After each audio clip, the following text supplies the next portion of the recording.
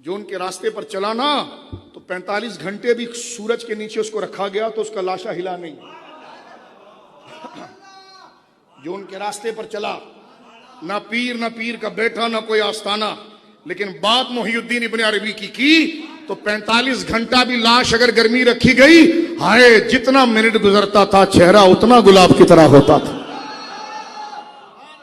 या रसूल अल्लाह, तेरे चाहने वालों की खैर। बोलो सुभान अल्लाह। उस माजूर बुजुर्ग को भी हम सलाम पेश करते हैं कि जिसने दीन के लिए हक बात की और 45 घंटा, किबला गौहर साहब 45 घंटा जिसकी लाश बगैर पंखे के रखी हो और वो जसद निखरे ही निखरे।